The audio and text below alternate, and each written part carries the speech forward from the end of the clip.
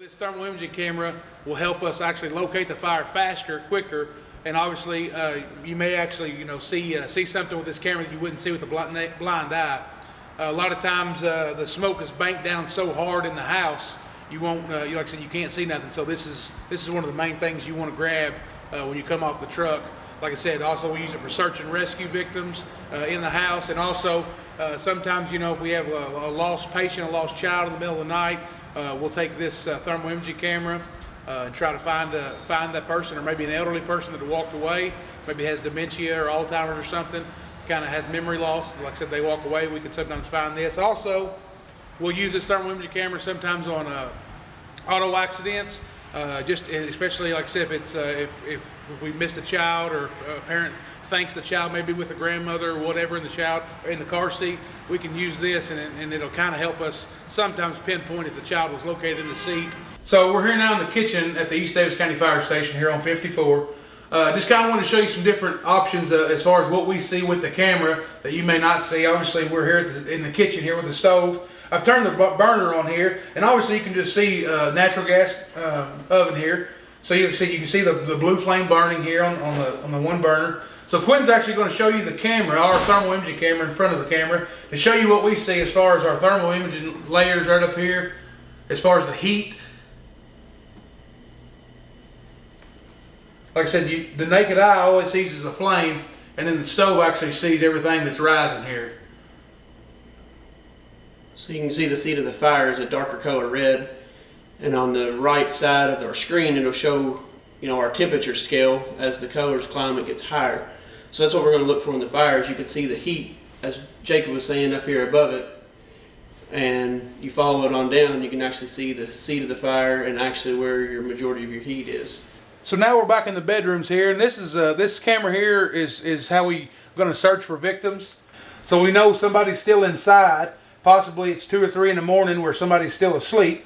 So we would come in with the search and rescue options on our camera, and like I said, you obviously see his outline here. And like I said, you see the bed outline, so you know someone's sitting here. Obviously the lights are on in this room, which makes it a whole lot easier for us visibly. Like I said, maybe there was a whole lot of smoke, or a little bit of fire. So like I said, that would maybe impede our vision there. But we can also go down to this hotspot option, and obviously it's going to light Quentin up because he is warmer. Now Quentin, I'm going to ask you to stand up, and you'll be able to still tell his outline there on the bed where he was laying. So that'll give us an option. Like I said, we know that possibly it depends on our response time. If obviously the further out we are, the more delayed response we're going to have. But this is a good option on a quick response, maybe locally here in Thruston, a little bit of Whitesville area, Masonville, where we can get this camera in there and obviously tell if somebody was in that bed, like I said, maybe that hasn't made it out, and we can start searching for them. So we're in the hallway here at the East Daviess County Fire Station, and I'm just going to show you another option of our camera that we use on structure fires in the overhaul process, as far as hot spots and what I was talking about during after the initial fire attack's over. Basically, you can come in there and check hot spots and stuff like that. So this option here will come in, and obviously you can just kind of see right there that outlet right there is still hot. And we still have power on that outlet right there. So that just kind of shows you, a lot of times, if you think you've got the power killed, this right here is just kind of a double checker for you. And like I said, you can go back in and recheck all your hot spots and make sure the fire is out. So the cameras typically just stop